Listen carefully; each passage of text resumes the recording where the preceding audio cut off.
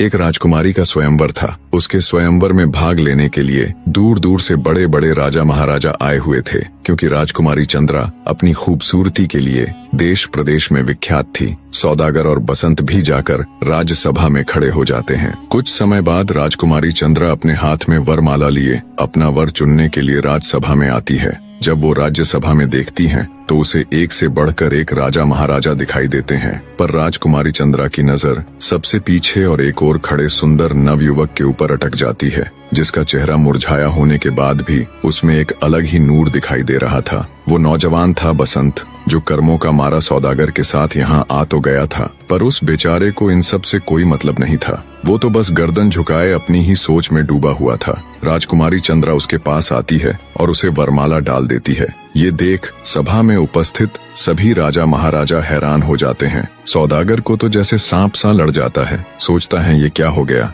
इस कंगले को अपने साथ यहाँ लेकर ही नहीं आना था। ये सब देखकर बसंत भी चौंक जाता है। उसे समझ नहीं आता ये एकदम से क्या हो गया। वो राजकुमारी चंद्रा से कहता है, हे राजकुमारी, तुम राजा की लड़की हो, मैं तुम्हारे लायक नहीं हूँ। मैं तो एक क्रमहीन दुखियारा हूँ। देखो तो सभा में एक से बढ़कर एक राजा महाराजा आए हुए हैं। तुम उनमें से अपने योग्य वर चुनो राजकुमारी, मैं आपके योग्य नहीं हूँ। बसंत की बात सुन राजकुमारी चंद्रा कहती है, नहीं नहीं स्वामी, मैं एक पतिव्रता स्त्री हूँ और मैंने आपको देखते ही अपना पति मान लिया था। पतिव्रता स्त्री एक बार जिसे अपना पति मान लेती है, फिर उसके सिवाय किसी दूसरे के बारे में सोचना भी पाप समझती है। अब आप ही मेरे पति परमेश्वर हो। तब बसंत कहता है, हे राजकुमारी, मैं बहुत ही गरीब आदमी हूँ, जिसके पास रहने के लिए अपना खुद का घर तक नहीं है। मैं तो सौदागर के पास एक छोटा सा नौकर हूँ। बसंत की बात सुन राजकुमारी बोली, स्वामी, मुझे अब आपकी धन दौलत या गरीबी से कोई फर्क नहीं पड़ता। अब आप जैसे भी हो मेरे पति हो। जिस हाल में आप रहोगे